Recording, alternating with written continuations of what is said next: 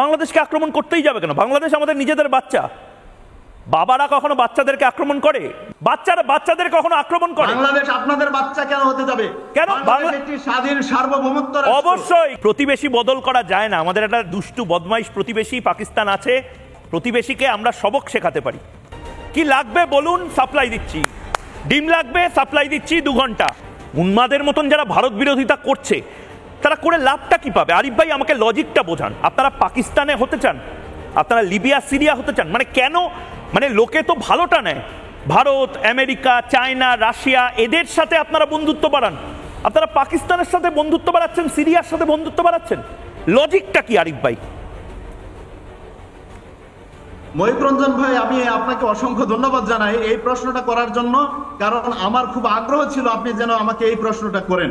আমি আপনার এই প্রশ্নের উত্তর দিচ্ছি যে বাংলাদেশের চারদিকে ভারত, কিন্তু ভারত কেন বাংলাদেশকে ভয় পায়?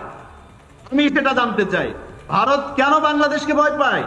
বাংলাদেশকে ভয় পায় বিদায় তো বাংলাদেশকে ভয় পায় বিদায় তো বাংলাদেশকে বাংলাদেশকে ভয় পায়। ভুল ভয় না পেলে ভারত বাংলাদেশকে ভয় পায় বলছেন? ভারত বাংলাদেশকে ভয় পায় বলছেন? রাষ্ট্র হতে পারে। ভারত বাংলাদেশকে ভয় পায় কি বলছেন? ভারত বাংলাদেশকে ভয় পায়? বাংলাদেশের, আরে বাংলাদেশ এইটুকু একটা দেশ, ভারত 140 কোটির দেশ, বাংলাদেশকে ভয় পায়? চেতিয়ে দাঁড়িয়েছিল এদেশের জনগণ। খুব মুশকিল, খুব মুশকিল। আপনারা এলিসিং ওয়ান্ডারল্যান্ড বা ঠাকুমার ঝুলিতে আছেন। 4 আগস্টের রাত্রে ভারতের কাছে হাসিনা সরকার হস্তক্ষেপ চেয়েছিল, কিন্তু ভারত সেই হস্তক্ষেপ করতে ভয় পেয়েছিল যে বাংলাদেশে যদি আমরা হস্তক্ষেপ করতে চাই, এই জাতি বীরের জাতি 71 সালে যুদ্ধ করে দিয়ে স্বাধীনতা অর্জন করেছে। না না, আমাকে একটা লজিক বোঝান। আরিফ ভাই, আপনি আমার সাথে কথা বলছেন তো? আমার একটা উত্তর দিন। আমরা ভারত আপনাদেরকে আক্রমণ অকারণে করতে যাবে কেন? আমাকে একটা কথা বলুন। আমাদের 75-76 বছরের স্বাধীন ভারতবর্ষ, মানে খণ্ড ভারতবর্ষ, যেটা অখণ্ড ভারতবর্ষ ছিল সেটা তো 3 ভাগে ভাগ হয়ে যায়। স্বাধীন যে 1947 সালের যে ভারতবর্ষ, 75-76 বছরে আজ পর্যন্ত দেখেছেন যে ভারত নিজে থেকে কাউকে আক্রমণ করেছে? বাংলাদেশকে আক্রমণ করতেই যাবে কেন? বাংলাদেশ আমাদের নিজেদের বাচ্চা।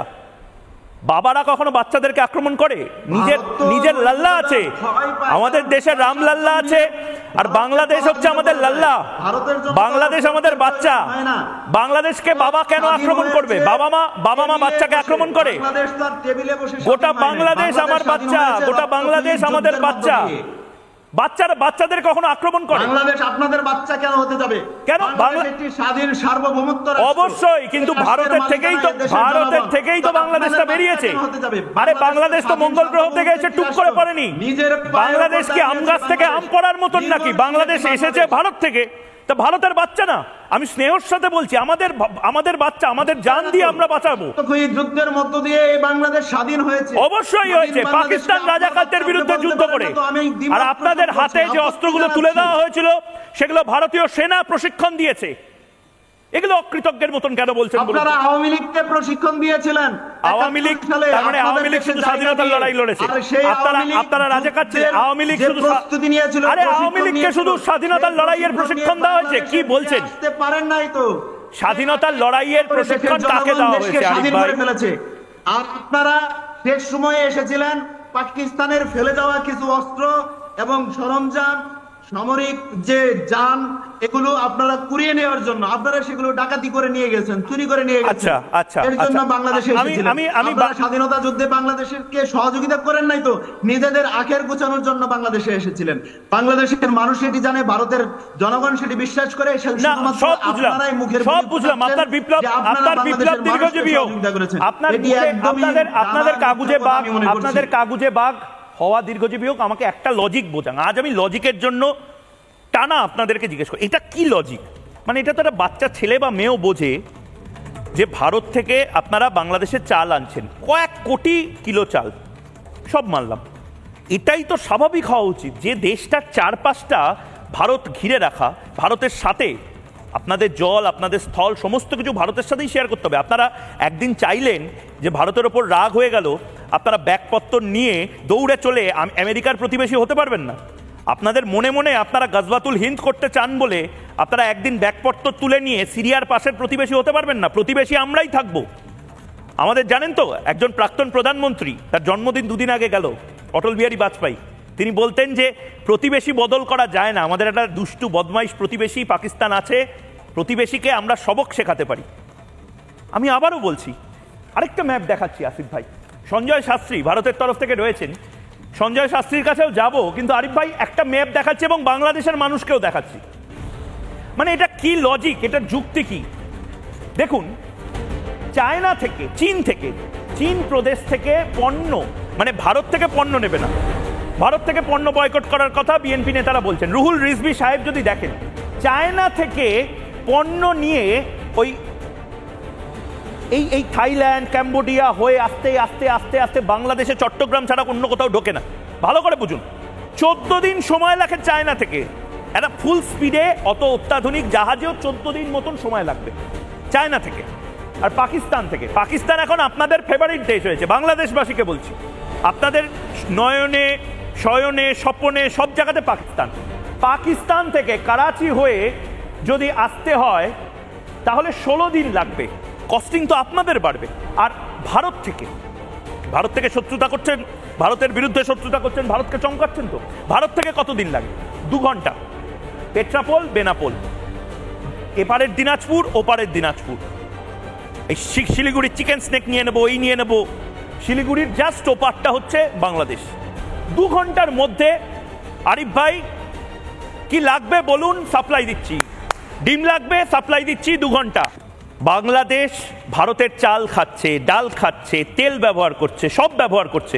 আমরা বলছি যে করুন, কিন্তু ভারত বিদ্বেষ এবং ভারতে সন্ত্রাসবাদে যারা সাহায্য করছে তাদের হাত কেন ধরছেন?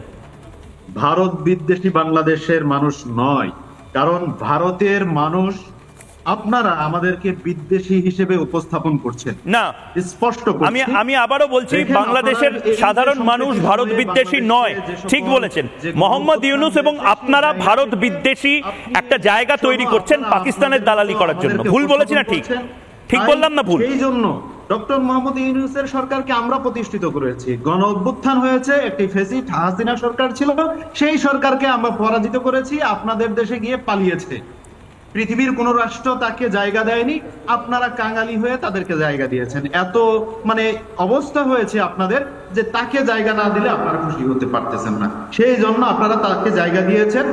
আর এই যে আপনারা বলছেন আমরা ভারত বিদ্বেষী নই, না, আমাকে একটা কথা বলুন আরিফ ভাই, সেই নীতির বিদ্বেষী আমরা। আরিফ ভাই আমাকে একটা কথা বলুন, আপনাদের নির্বাচনটা কবে করাবে মোহাম্মদ ইউনূস? অবশ্যই দ্রুততম সময়ে। না, কবে ডেডলাইন বলুন? অনেকদিন তো হয়ে গেল, 100 দিনের ওপর হয়ে গেল। আমরা বলেছি যে যৌক্তিক সময়ের মধ্যে অবশ্যই একটি নির্বাচন হবে, সেই নির্বাচনের পর একটি নির্বাচিত সরকার ক্ষমতায় আসবে, সেই সরকারের হাতে ক্ষমতা হস্তান্তর হবে। কবে? টাইমটা কবে? ডেট কেন ঘোষণা করছেন না? সেটাতে আমরা অবশ্যই সেদিকে আগাবো। আমাকে একটা কথা বলুন, আমার তো আরিফ ভাই, দাবি জানাবো। আরিফ ভাই, আপনার কথা আমার খুব ভালো লাগলো। আপনি শুরুতে আমাকে এবং বাকিদেরকে ধন্যবাদ জানালেন, আমিও আপনাদেরকে সবাইকে ধন্যবাদ জানাচ্ছি, বাংলাদেশের যারা রয়েছেন প্রত্যেককে ধন্যবাদ জানাচ্ছি। প্রতিদিন আমার সাথে এই টক্করটা নেন আপনারা, আমার খুব ভালো লাগে।